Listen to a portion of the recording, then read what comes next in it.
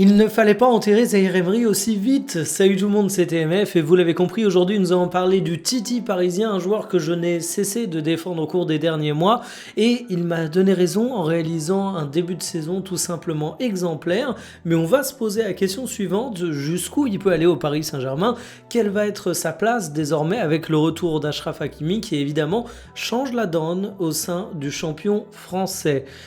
Alors, dans cette vidéo, on va commencer par revenir sur cette période de moins bien, parce qu'elle me paraît vraiment intéressante à analyser, puisque pour comprendre jusqu'où il peut monter, le Zaïre Emery, il faut comprendre pourquoi il est descendu. C'est une chose qui finalement pouvait être attendue pour un jeune joueur, avec un contexte qui était compliqué, mais l'église doit être mise au milieu du village avant de partir sur des analyses un peu plus poussées. Ensuite, on parlera de sa transformation en latéral droit, et je mets des guillemets que je ne cesserai de mettre tout au long de cette vidéo parce que ça m'apparaît comme extrêmement important d'en parler. Et chose intéressante, Zaïre Emery a eu le droit à une petite interview sur la chaîne du Paris Saint-Germain. Je dis petite, mais en réalité elle fait environ un quart d'heure.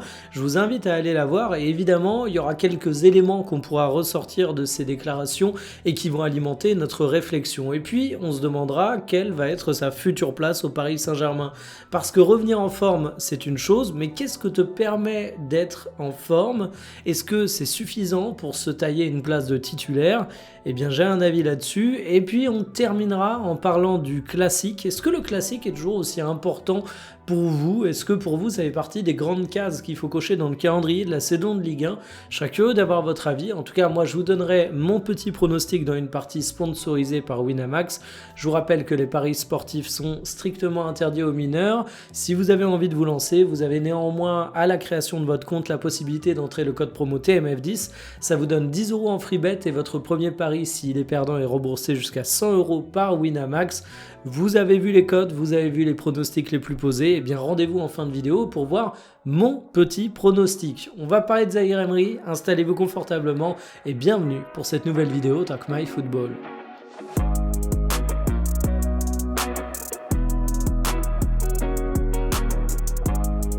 Pourquoi Zaïre Emery a été dans le dur au Paris Saint-Germain au point que certains avaient cessé de croire en lui? Eh bien déjà il y a une blessure qui tombe mal, grosso modo au mois de février 2025, et tu sais comment ça se passe dans un club comme le Paris Saint-Germain, c'est extrêmement compétitif, les absents ont toujours tort, et quand tu es absent, il y a le risque qu'une bonne dynamique se mette en place et que derrière tu puisses jamais récupérer ta place. C'est ce qui est arrivé à Warren Zaïre Emery qui souffrait déjà de la concurrence avant ça, mais qui là a vu s'installer définitivement le trio au milieu de terrain composé de Vitinha, de João Neves et de Fabian Ruiz, un trio incroyable, indéboulonnable qui a permis au PSG d'aller chercher la Coupe d'Europe, mais qui évidemment a permis à Zaïre Emery de découvrir aussi les joies du banc de touche. En plus de ça, j'ajouterais que Zaïre Emery, il a eu la problématique du jeune joueur. C'est un mec qui a commencé en professionnel avec le Paris Saint-Germain à 16 ans, il a rapidement été appelé en équipe de France, il a rapidement été au cœur de toutes les observations au sein d'un des clubs les plus puissants sportivement et financièrement du monde. Est-ce que vous vous rendez compte de la pression que ça met?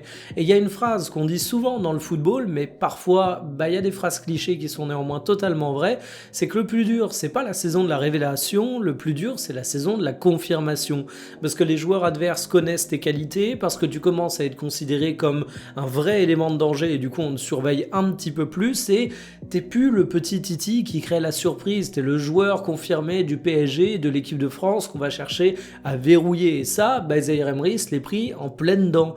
Donc petite blessure, concurrence de folie, changement de statut, une pression qui devait peser sur ses épaules et qui était à mon avis monumentale, il n'en fallait pas plus pour qu'il connaisse une période un petit peu plus compliquée. Et d'ailleurs, ce qui est assez intéressant, c'est que dans une interview, Zaïre Emery lui-même revient sur cette période et il a des mots assez clairs en fait. Il disait qu'il avait notamment manqué d'intensité dans les courses, dans les duels et que c'est peut-être un petit souci physique qui expliquait aussi qu'il était moins bon à cette période.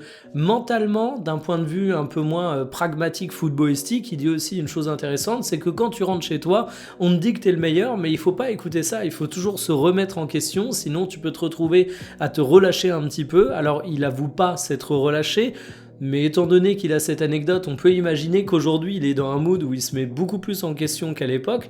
Et puis je pense également qu'il a retrouvé une confiance désormais qu'il avait perdue à ce moment-là. Parce qu'il faut se rendre compte quand même de ce que ça veut dire de te faire passer devant au Paris Saint-Germain par un milieu de terrain qui a été considéré comme le meilleur au monde. C'est délicat derrière quand tu as le droit à nouveau à des minutes de jeu, quand tu grappilles des entrées, de réussir à répondre pleinement présent. Donc Zaïre Emery a eu le creux de la vague, mais tous les jeunes joueurs que vous voyez exploser connaissent ça tôt ou tard. Pour moi, il n'y avait rien d'affolant sur son niveau définitif. Comment être latéral droit a permis à Zaïre Emery de rehausser son niveau de jeu. Alors déjà, je le dis une fois et après je le dirai plus, finalement, être latéral droit au Paris Saint-Germain, c'est pas jouer latéral droit dans une équipe classique. En réalité, tu as quasiment un rôle de box-to-box excentré et ça fait bien évidemment qu'on va pas te demander exactement les mêmes choses qu'un latéral classique et ça fait bien évidemment que la greffe a pris plus naturellement pour Zaïre Emery que s'il jouait dans une formation où ce poste était considéré de manière extrêmement classique, rigide et fixe. Mais la première chose qui a aidé Zaïre Emery, c'est pas cette spécificité tactique du Paris Saint-Germain, c'est quelque chose qu'il dit lui-même. Il était content de jouer latéral droit. Il était content parce qu'il savait qu'il rendait service à l'équipe. Il était content parce qu'il savait que c'était pour lui la possibilité de retrouver du temps de jeu. Et aussi bête que ça puisse paraître, quand tu arrives avec les bonnes dispositions mentales, ça te permet de tirer le meilleur d'une situation. Zaïre Emery, c'est un joueur qui aurait pu considérer ce fait d'être excentré comme un manque de respect, mais finalement il a avancé avec humilité. Il a vu une belle occasion de retrouver du temps de jeu là où sa situation était un peu plus complexe. Et quand tu arrives avec cette attitude, tu arrives également avec une capacité à tirer les enseignements. Et là-dessus, il dit lui-même, il a appris des trucs. Évidemment, quand tu joues à ce poste, même s'il est hybride au Paris Saint-Germain, tu vas apprendre à mieux t'aligner avec ta défense. Ça, il l'a mis en avant. Il disait qu'il manquait de forme durant sa période un petit peu plus compliquée sur la fin de saison dernière. Et il va te mettre en avant le fait que jouer latéral, ça lui permet de travailler un peu son cardio, pas forcément sur le volume de jeu absolu, mais sur le fait que les efforts sont différents, qu'il y a un peu plus de course à haute intensité, qu'il y a un peu plus de demande d'intensité aussi dans les duels et que ça va lui resservir quand il rejouera milieu de terrain. C'est le joueur direct qui le met en avant et je pense que même d'un point de vue pressing, il parle du timing où il s'est amélioré. C'est une excellente école que d'être baladé un petit peu excentré au Paris Saint-Germain sur le côté droit pour réussir demain à être un milieu de terrain complet. Au-delà de ce que met en avant Zaïre Emery, moi je vois d'autres atouts au fait d'avoir été à ce poste. Le premier, c'est que finalement, au Paris Saint-Germain, quel que soit ton poste, tu dois être habitué aux permutations. On le voit avec l'attaque, quand tu as Dembélé, Barcola, Désiré Doué, Kvaratskhelia qui évoluent sur le front de l'attaque, 3-4, mais vous voyez l'idée, ça varie selon les matchs. Finalement, c'est assez rare que tu vois, par exemple, Désiré Doué rester cantonné sur son côté tout au long de la rencontre. Tu vas avoir Dembélé qui va dézonner un petit peu, tu vas avoir des permutations entre les joueurs. Le PSG est une équipe fluide et une équipe dynamique. Tu as la même problématique de permutation au milieu de terrain. Et finalement, pour un joueur comme Zaïre Emery qui évolue latéral droit dans un Paris Saint-Germain où je le redis, ce poste est un peu un box-to-box excentré, ça lui permet de mieux comprendre comment la fluidité de l'équipe se met en place réellement. Et je pense qu'en termes d'intelligence tactique, ça l'aide beaucoup à comprendre les exigences de Luis Enrique, que ça lui fait gagner énormément en maturité, parce que ça a beau être un joueur qu'on voit désormais évoluer sur les terrains professionnels depuis 3 ans, ça reste un mec qui a seulement 19 ans. Donc je pense que ce genre de déplacement tactique peut l'aider énormément. Si on prend un profil comme Marquinhos, moi je suis persuadé que Marquinhos, il a tiré beaucoup de choses de l'époque où il a été excentré latéral droit. Je pense que Marquinhos, il a également appris beaucoup de choses quand il était testé numéro 6 et que finalement, tout ça lui a permis d'avoir une bien meilleure compréhension du jeu. Donc pour Zaïre Emery, le fait d'avoir été latéral droit, ça lui a donné du temps de jeu, ça lui a donné du travail physique, ça lui a donné une meilleure compréhension des demandes défensives de son équipe. Finalement, c'est que du bonus. Et je reviens sur un truc qui a été mon cheval de bataille dès que je parlais d'Hakimi la saison dernière. Beaucoup de supporters du Paris Saint-Germain demandaient absolument un recrutement au poste de latéral droit. Moi, j'expliquais que c'était impossible parce que tu trouveras jamais un mec qui saura faire du Hakimi et qui se contentera de miettes de minutes de jeu parce que c'est ça que laisse le Marocain tellement il est en forme toute l'année en temps normal.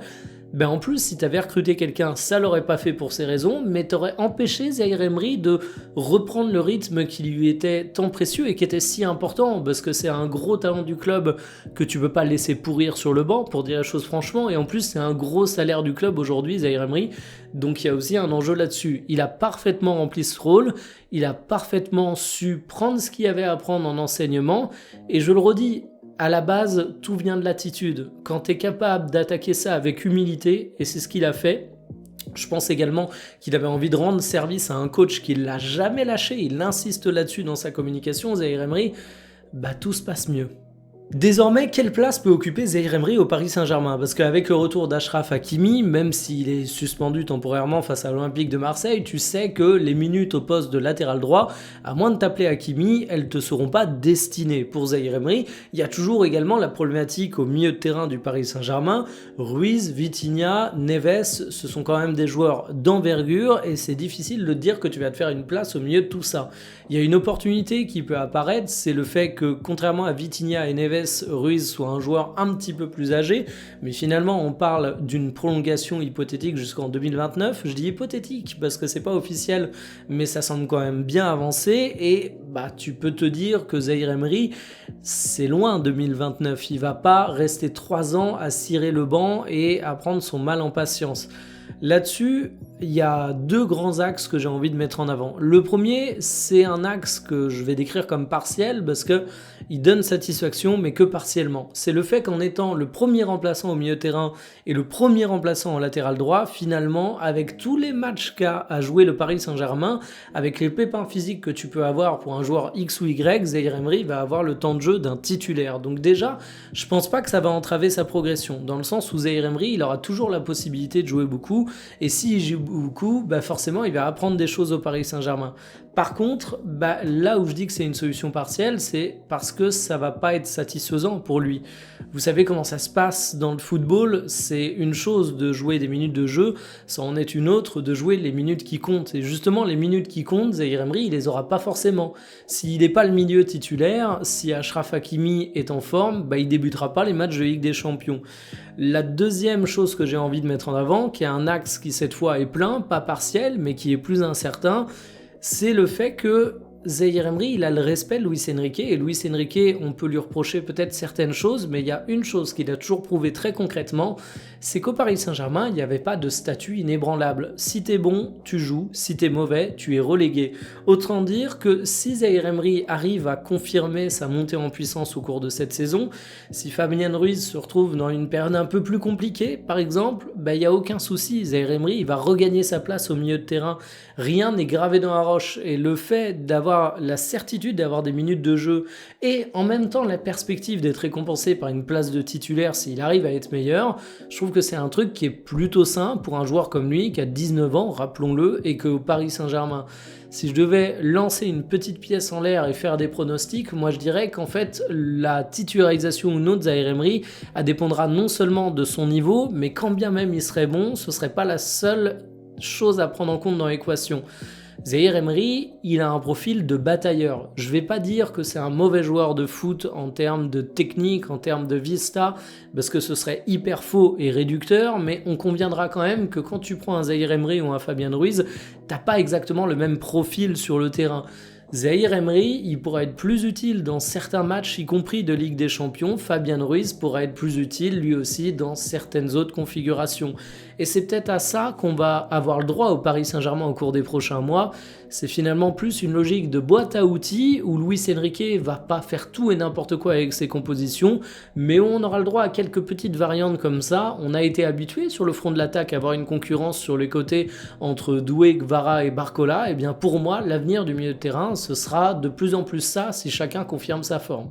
Dirigeons-nous maintenant vers le classique, le PSG-OM, une rencontre qui est attendue parce qu'il y a déjà des enjeux en termes de classement de Ligue 1 Regardez-moi ça, tout se tient dans un mouchoir de poche. Le Paris Saint-Germain est suivi de près par le RC Lens, l'OM est suivi de très très près par l'Olympique Lyonnais. Autant vous dire qu'une défaite pourrait avoir des conséquences sur le podium, que ce soit pour le Paris Saint-Germain ou pour l'Olympique de Marseille. Je vais vous donner mon petit pronostic dans la partie sponsorisée par Winamax. Je vous rappelle que les paris sportifs, c'est seulement pour les plus de 18 ans, que c'est comme au casino, la maison est toujours gagnante. Si vous avez envie de vous lancer, le code promo TMF10 à rentrer lors de votre inscription, ça vous donne 10 € en free bet et Winamax rembourse votre premier pari s'il est perdant jusqu'à 100 €. Le favori, sans surprise, le Paris Saint-Germain, cote à 1,40. C'est pas si élevé que ça par rapport à ce qu'on a pu voir dans le passé. 83% des parieurs vont dessus. Et les bêtes les plus posées, on a le PSG au match nul.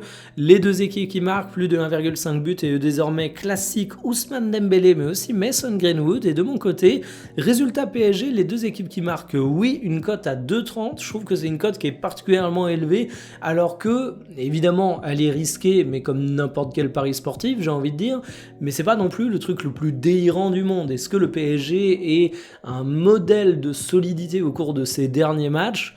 Je pense quand même qu'il y a matière à te prendre un but, surtout qu'en face de l'Olympique de Marseille, il y a une puissance offensive via Mason Greenwood, mais pas que, qui n'est plus à prouver.